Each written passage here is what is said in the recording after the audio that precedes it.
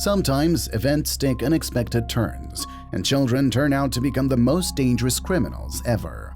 Like this daughter who ends up killing her own mother, and this young man who ends up becoming one of the most horrible killers in history. With that, let's get into detail of our first case. The news that his wife was slain has just reached this man, but he never would have guessed that his daughter was the one at fault. The daughter and the wife argued, which resulted in a fatal accident for the mother. So there's... Who is it? My mom! What happened? Your wife and daughter got into an argument. She's going to jail forever. Wife's dead. Questions remained unanswered despite Sydney's injuries as well. For the police, things weren't adding up. When Brenda was attacked, she was speaking with a professor from Sydney's college over the phone when she suddenly started screaming and the line ended. Furthermore, the person on the other end of the line claimed to be Brenda when he returned the call. However, the college professor felt Sydney was posing as her mother and understood this was a deception. He dialed 911 out of fear, and the first responders showed up quickly.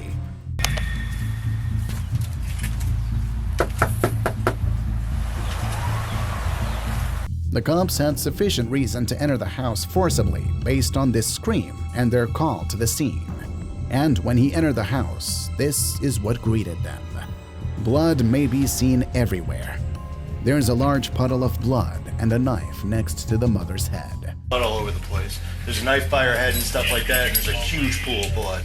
Sydney remains uneasy even after her father, Stephen Powell, arrives. Locking down the crime scene is necessary while investigators work to determine exactly what happened. The knife that was used to stab Brenda is here, as is the damaged glass. But something wasn't quite right, since blood was dripping from the damaged window, which led authorities to believe Brenda had been stabbed before the window broke. Sydney's story contained numerous falsehoods, the first of which was that the burglar entered through the window, which was broken before the attack. The back window's broken in! So you're gonna have to... Daddy! inside there? So... I don't know! There Go was check so the much lady in the blood! house, okay? She's got minor cuts. Down at the station, police spoke to Sydney's dad, Steve Powell, in the hopes that he will help them figure out exactly what happened. Sadly, Steve is unaware that Sydney is the assailant. To make matters worse, he is unaware that his wife is critically ill at the hospital and may not survive.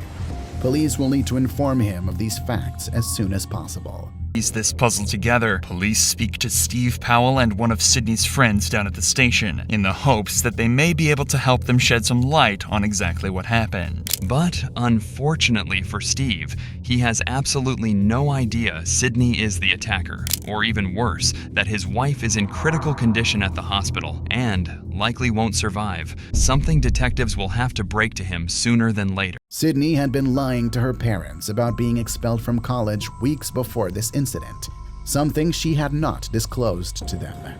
However, she informed her friends, Lauren included, who shared the same dorm. Detectives will be better able to determine if Sydney was acting on impulse or whether this was planned if they can ascertain her mental state before the occurrence. The problem is in Sydney's assertion that she genuinely doesn't know what transpired during this entire case. She will even use the fact that she blacked out to support her entire defense and even make the case for insanity. This indicates that while the police still lack conclusive evidence linking Sydney to the crime, they are beginning to suspect that she was concealing information from most people. She informed them that Sydney was lying to her pals and that Lauren's suspicions had been validated. However, she was also deceiving her parents, who were unaware of her troubles at university until they got a call from Sydney's lecturer.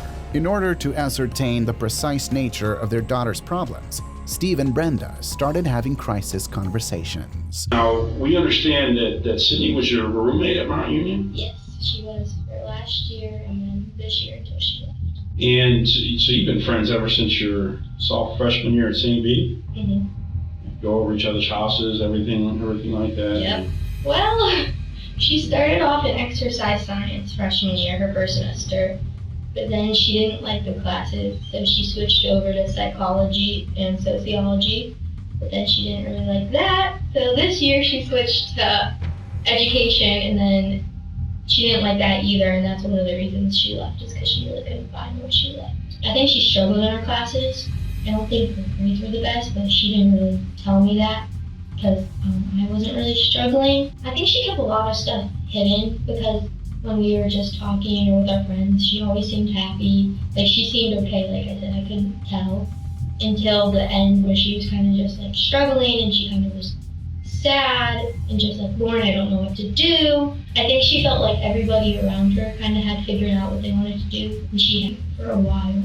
But I think those this last semester, like starting coming back in January, is when it really started, that she was kind of more like upset because she really didn't know what she wanted to do. My friends and I were worried for her because we didn't know what was going on because she didn't tell us, and she was getting more upset, like more sad.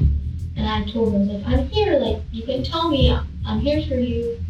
If you need anything, I'm here. But she never really opened up until she was leaving and saying that she was struggling with school and that she was kind of trying to figure out what was going on, and that's when I started to try to help her. Let's talk about this. You're her best friend, and I know this is difficult, but tell us about her relationship with her parents. Her and her parents had a really good relationship. Like, her mom and her were best friends. Probably, like, they did everything together. Like, one of the reasons she went home was to be with her mom. They were always close. She never said anything bad about her mom. She never ever talked about having an argument with her mom. Like, I can't recall every time she'd be going home, she'd be like, I can't wait to see my mom. Or when she goes home for weekends, she'd be like, oh, my mom wants me to come home so we can hang out and like watch movies. And she loved being home. What's going on? Are you not going to school? She goes, I'm overwhelmed in school and I don't really like what I'm doing and it seems like it's a waste of my time and your money. I said, well, but that's all part of it. Nobody's going to tell you you need to do what you're doing when you're 20. You need to figure it out. The problem she's having at school, did she mention that she tried talking to her parents? Yeah, I know she definitely, especially when she left, she talked to her mom about leaving. They kind of made that decision together to leave Mount.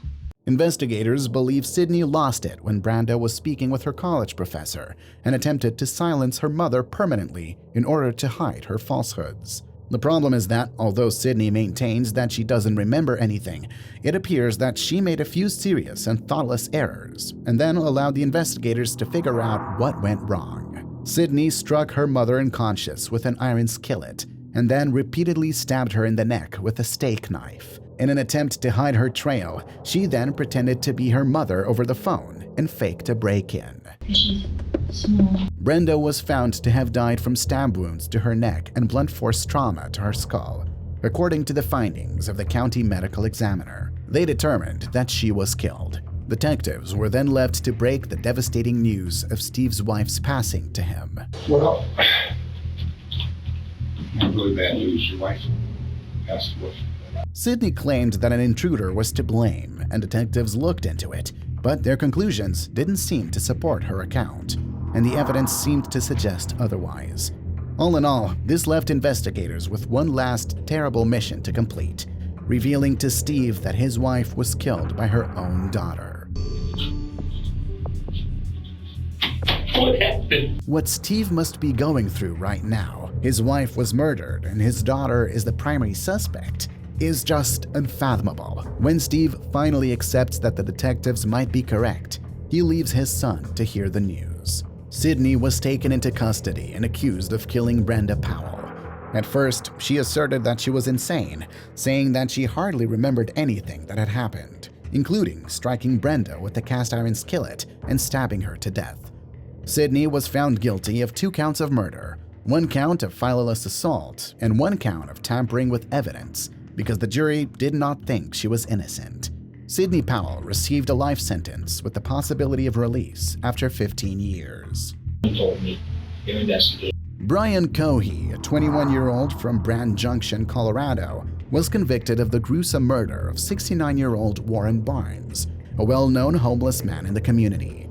The crime occurred on February 27, 2021, when Coheen, then 19, targeted Barnes, whom he found sleeping under a bridge near downtown. Coheen had planned the murder for months, driven by a macabre curiosity about what it felt like to kill someone. On the night of the murder, Cohey dressed in blue overalls, a mask, and multiple pairs of gloves, and used a 12-inch kitchen knife to stab Barnes repeatedly. After killing Barnes, Cohey dismembered the body, placing the head and hands in a plastic bag that he stored in his closet. The rest of the body was disposed of in the Colorado River, where Cohey's car got stuck while attempting to dump the remains. The crime was discovered when Cohey's mother found the bag containing Barnes' severed head and hands in her son's closet and immediately called the police. Cohey confessed to the murder, explaining that he had chosen a homeless person because he thought no one would notice their disappearance.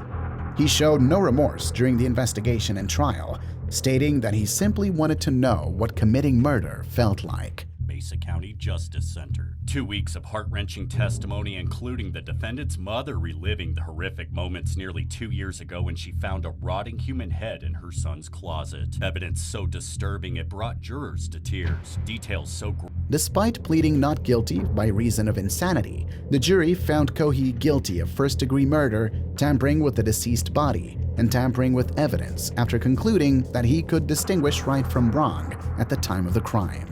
He was sentenced to life in prison without the possibility of parole. Warren Barnes, known in the community as the Reading Man, was remembered fondly by locals who knew him as a gentle, selfless individual who loved reading and helping others. His murder had a profound impact on the community, leading to the creation of a memorial sculpture in his honor.